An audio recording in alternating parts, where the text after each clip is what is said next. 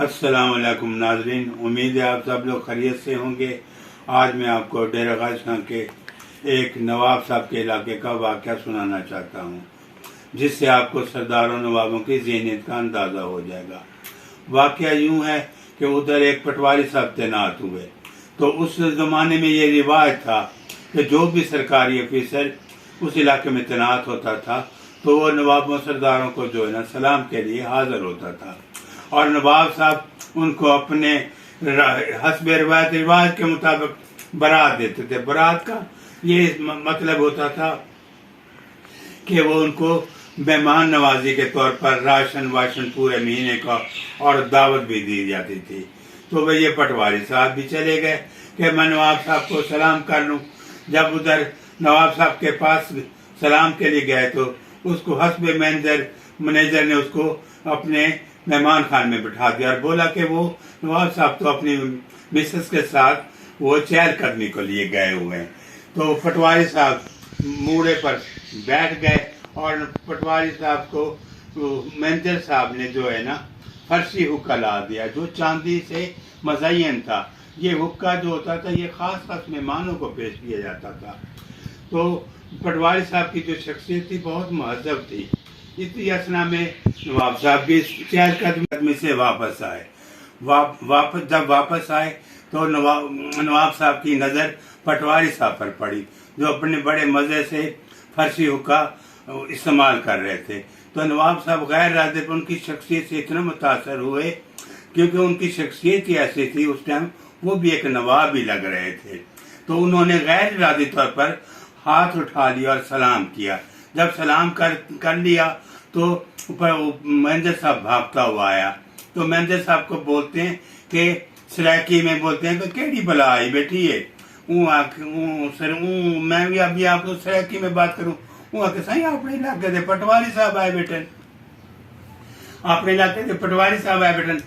आके अच्छा आके मैं ताई को गलीज गालियों के साथ मैं देखो कोई बहु वड्डी बला समझा, मैं कई इलाके का नवाब है बैठे बताओ गलीज गालियों के साथ। बोला पकड़ो इसको और इधर कपड़े उतारो।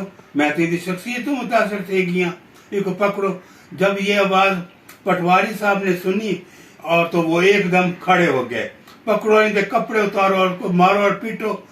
वो पटवारी साहब जो ने एकदम भागने लग गए ना, वो इतने डावाडोल में जिसमें भारी थे कि भागते भागते वो गेट तक पहुंच गए और तकरीबन गिरने वाले थे कि उनका बड़ा सा कुल्ला और पग का पल्लू जो है ना वो तकरीबन उसके मूड़े तक आ चुका था। तो इसी असना में नवाब साहब हंसने लग गए। जब हंसने लग गए तब फिर आवाज दी, बोलो इसको बुलाओ, इंदा था हाँ फट वैसी, इनको पानी शानी पिलाओ और इनको रवाना करो। तो मेरे नाजरीन ये वाक़या बिल्कुल सच्चा है। तो वो पटवारी साहब उनके आके ना गिरियाजारी करने लगे, माफ़ी मांग, बोलो मेरे से माफ़ी मुझे दे दो, आइंदा मैं जो नहीं इस लिबास के साथ नहीं आऊँगा। तो बस बोला जाओ अभी और आपको बारात मिल जाएगी। बारात वही होती जो मेहमानी होती थी। असल में देखा जाए मेहमानी तो नवाब साहब ने उनको ऐसी दी थी कि वो पटवारी साहब जिंदगी भर नहीं भूलेगा। हमारे इन सरदारों नवाबों की ज़हनियत, जिनसे हम उम्मीद लगाए बैठे हैं कि ये जो इनकी नस्लें जो पार्लियामेंट में बैठी हैं, ऐवानों में बैठी हैं, जो आज भी हमें इंसान नहीं कीड़े मकोड़े समझती हैं, और हम इनसे उम्मीद लगाए बैठे हैं कि ये हमारे हक में आवाज़ उठाएंगे। ये हक में आवाज़ उठाने वाले नहीं हैं। ये अपने मफाद की खातिर ऐवानों में आते हैं और ऐवानों में से हमारे लिए एक मगरमच्छ के आंसू बहा के हमारे हक की बात करते। बज़ाहिर अंदर कुछ होता है, बाहर कुछ होता है। असल में देखा जाए तो ये हम लोगों से हाथ मिलाना भी गवारा नहीं करते। आज भी मैंने अपनी आंखों से देखा है कि अक्सर लोग, मैंने बलोचिस्तान के सरदारों को रुमाल हाथ में बांध के गरीबों से हाथ मिलाते देखा हुआ है, लेकिन कोई आवाज़ नहीं उठाता। तो असल में ये इनसे उम्मीद रखना कि ये हमारे लिए बेहतर सोचेंगे, हम लोग खुश फहमी में और हमेशा खुश में रहेंगे।